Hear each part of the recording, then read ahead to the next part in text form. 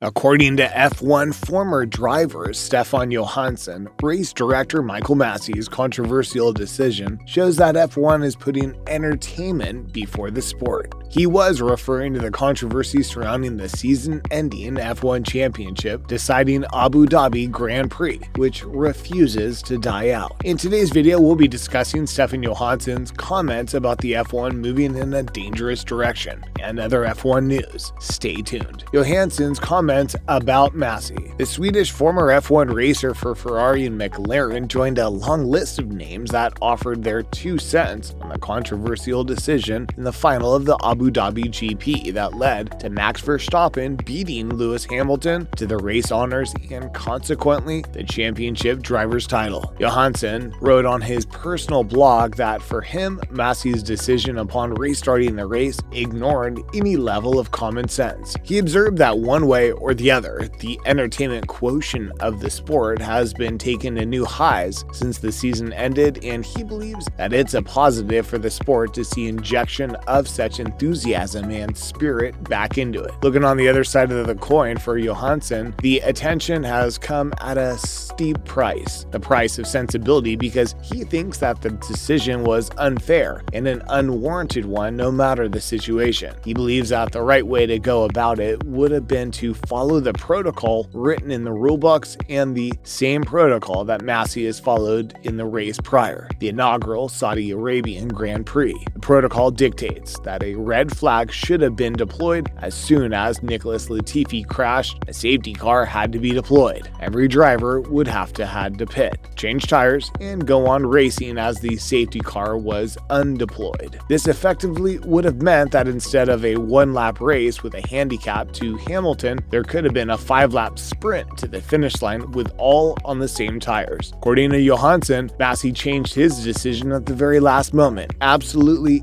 handed the race on a plate to Max and Red Bull. Johansson criticizes F1's trajectory. Johansson, in his most recent blog update, wrote that he believes that just to insert more enthusiasm into the sport, he thinks that a certain amount of manipulation is being carried out behind the scenes. He believes that both Verstappen and Hamilton deserved to win the title equally because they had both driven fantastically, and the incredible season deserved to have its champion decided within the confounds of protocol. Yet unfortunately, the entire title has now been embroiled in controversy and brings bad press to the sport. He believes that for the people running the things, the bad press is more welcome than no press coverage and interest. Plotting the trajectory of F1 should it continue to work on the same model it's working on currently, in which it puts entertainment of the masses ahead of the integrity of the sport, it'll lead to the motorsports highlight event becoming much like wrestling's WWE equivalent. In that case, there will be nothing more than a show to attract people and viewers and less focus on the quality of the sport. Taking shots on the successful Netflix documentary Drive to Survive, which shows the behind-the-scenes goings-on of the Formula One circuit, Johansson believes that the line between lie and truth is a thin one, and the series needs to ensure a coherent balance between the ground reality and what's being shown to the fans. Despite the fact that it has been responsible for uplifting the F1's image in the United States, and that a lot of drivers and teams feel warmly towards the series, Johansson says he personally couldn't focus past the first 15 minutes. Commending the market of the series, he believes for a futuristic approach, the series must strive to remain true to the essence of the sport, not trivialize the driver's efforts. Other F1 news: Hamilton to star alongside Brad Pitt. According to Sports, Apple Original Films has landed the contract to produce the Hollywood blockbuster film that follows a veteran racing star, played by Brad Pitt, coming out of retirement to guide a promising young driver in a bid for his own last chance at glory on the track. The film has Top Gun producer Jerry Bruckheimer leading the charge with the upcoming Top Gun Mavericks director Joseph Kosinski and screenwriter Aaron Kruger also believed to be on board. Pitt has been a dear fan of motorsports for a very long time and has been part of the film that failed to get the required budget to take off and instead served as the forerunner to the 2019 blockbuster Ford vs. Ferrari. He's also been the honorary starter at the iconic Le Mans 24 Hours in 2016. Hamilton is not entirely new to the acting scene, having been part of the car Cars animated movies and a cameo in Zoolander 2. He has in 2019 said that he has a chance to be a part of Top Gun Maverick and has auditioned for a part in another film. Verstappen walking the edge. Max Verstappen might have won the 2021 Formula One Drivers' Championship title, but his 2022 bid at retaining it might be dealt a blow should his penalty points reach 12 within a period of 12 months, following which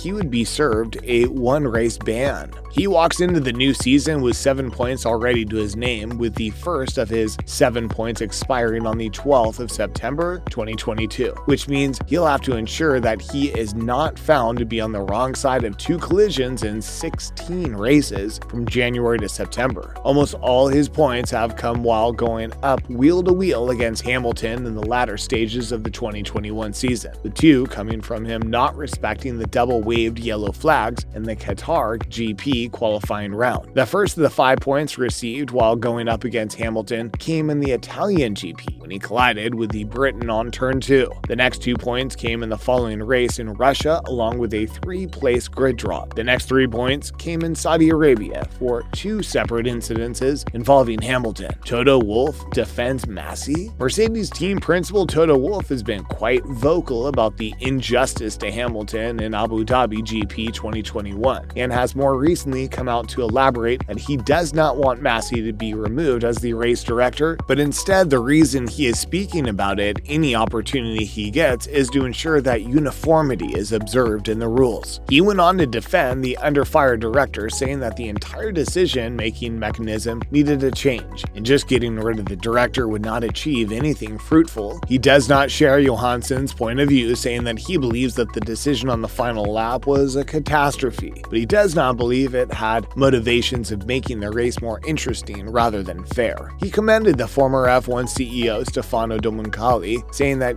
he does not believe that he would ever be interested in intervening in the outcome of races just to drive up the entertainment. Nico Rosberg delivers judgment. Former Mercedes teammate of Lewis Hamilton on his YouTube channel declared Verstappen to be his driver of the year for his title-winning performance and for getting the better of Hamilton on their wheel-to-wheel close encounters. Rosberg's reasons were the unbelievable consistency that Verstappen showed on the grid throughout this season in qualifying rounds and in the GP. He also went on to point out that he was blown away by how dominant a performance Verstappen put in while going through close encounters with Hamilton, who he called the greatest of all time. The same close encounters that many consider to be the strongest suit of Hamilton. According to him, he got 0.3 of a second slower in tense situations, while it appears that Verstappen gets 0.2 of a second faster. He went on to declare his former teammates as the second best driver of the season because of how the season was quite a roller coaster, and because of the fact that Valtteri Bottas, the now former teammate of Hamilton, beating him in qualifying rounds. Lando Norris of McLaren and Carlos Sainz of Ferrari joint third. George Russell and Lewis Hamilton. The young, exciting prospect, a former 2017 GP3 Series champion and 2018 Formula 2 champion who made his F1 debut with Williams in 2019, has been declared the